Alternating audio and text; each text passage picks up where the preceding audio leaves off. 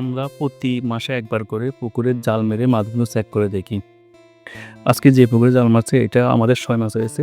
৬ মাস পরিপূর্ণ হওয়ার পরে আমরা এখানে জাল মেরে মাছগুলো চেক করতেছি। আমরা আজকে দেখব মাছগুলোর গ্রোথ কিরকম, মাছগুলো কেজিতে কতটুকু ওজন আসছে এবং মাছগুলো বিক্রির উপযোগী হয়েছে কিনা।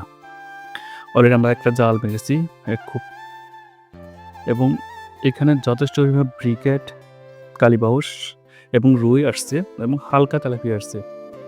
আমরা এই পুকুরে হালকা তেলাপিয়া দিয়েছিলাম এবং রুইটা আমরা দেখব ম্যাপে।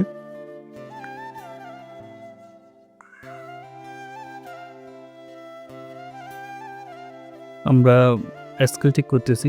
স্কেলের মধ্যে এই রুইটা ওজন আসছে 500 গ্রাম, অর্থাৎ আমরা 6 মাস আগে এই পুকুরে কেজিতে 15 পিসের মাছ ছাড়ছিলাম, সেগুলো এখন 500 গ্রামের মধ্যে আসছে। আলহামদুলিল্লাহ গ্রোথ ভালো পর্যায়ে আসছে এবং বিকেটগুলো একটা ইজিতেভাবে বিকেটগুলো আপনার পরিমাপ আসছে প্রায় 2 কেজি প্লাস। এটা একটা কালীবাউস মাছ। কালীবাউস মাছ নিচের মাছ, খুব দ্রুত বড় এবং এই মাছটা আসছে 1 কেজি 100 গ্রাম, অর্থাৎ আমরা 10 পিসের কালীবাউস মাছটা আসছিলাম 6 মাস আগে। সেই মাছগুলো 6 মাসে খাবার খাইয়ে আমরা 1 কেজি 100 প্লাস আসছি। সুতরাং আলহামদুলিল্লাহ এই মাছগুলো গ্রোথগুলো ভালো আসছি এবং যে বিকেটগুলো আমরা চাচ্ছি বিকেটগুলো 2 কেজি প্লাস।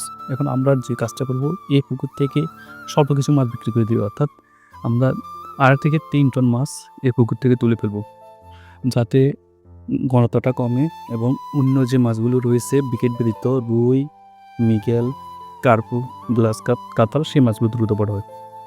এবং আপনারা যে তেলাপিয়াগুলো দেখতেছেন এই তেলাপিয়াগুলো 700 থেকে 800 গ্রাম হয়ে গেছে। এই তেলাপিয়া বেছে তুলে ফেলবো। এতে আমাদের উপরের স্তরে যে মাছগুলো খাবার খায় কাতাল অনেকটা বড় হয়ে যাবে। আমরা অন্য আরেকটা জাল মেরে দেখতেছি এক পাশ দিকে যে মাছগুলো কি কন্ডিশন সেটাই।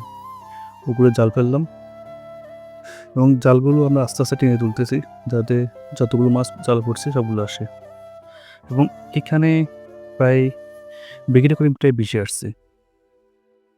আমাদের এই 4 একর পুকুরে প্রায় 2600 মতো বিকেট দেওয়া আছে, অর্থাৎ আমরা একরে 800 করে বিকেট দিয়েছিলাম, যেটা খুবই সর্বোচ্চ। পরীক্ষামূলকভাবে আমরা এই পুকুরে বিকেট পরিমাণটা বেশি দিয়ে রেখেছি। বিকেটগুলো আপনাদেরকে মাপ দিয়ে দেখাচ্ছি যে কতটুকু হয়েছে সেটা বোঝার জন্য। আমরা এখন যে বালতির মধ্যে যে বিকেটটা নিচ্ছি সেইটা প্রায় 2.5 কেজি এবং এটা 2 কেজি। আমরা গড়ে এই বিকেটগুলো 2 কেজি করে ধরছি এবং সেটাই হয়েছে। প্রায় 2টা বিকেট 4.5 কেজি হয়েছে।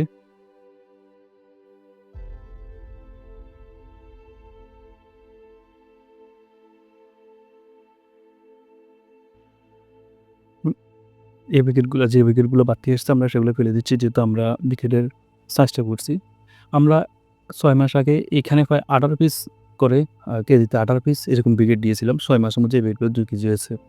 আমাদের যেহেতু এই পুকুরে আমরা সম্পূর্ণ ডুবন্ত খাদ্য খাবার ব্যবহার করি, এই বিকেটটা প্রায় 3 কেজি প্লাস আসছে। এই বিকেটটা প্রায় 3 কেজি প্লাস।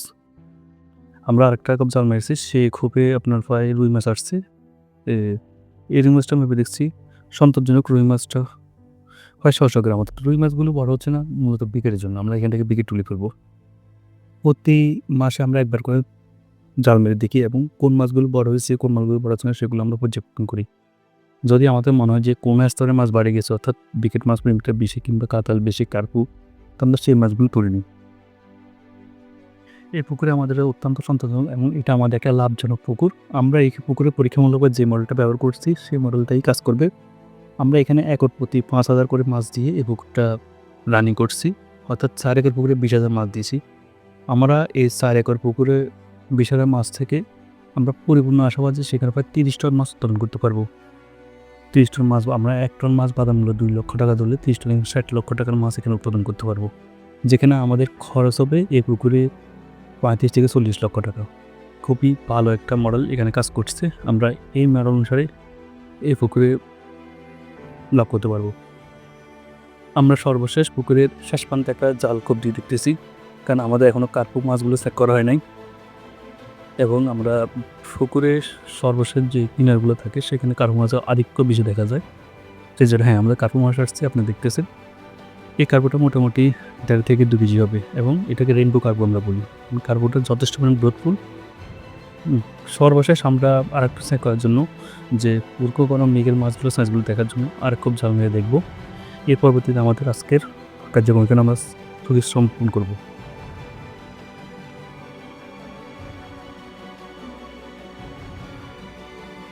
সর্বশেষ আমরা একটা পুকুরে জাল মেরে দেখেছি। এই জালটা আস্তে করে টেনে তুলবো আমরা। কী কন্ডিশন, কী পর্যায়ে সেটা আমরা দেখব।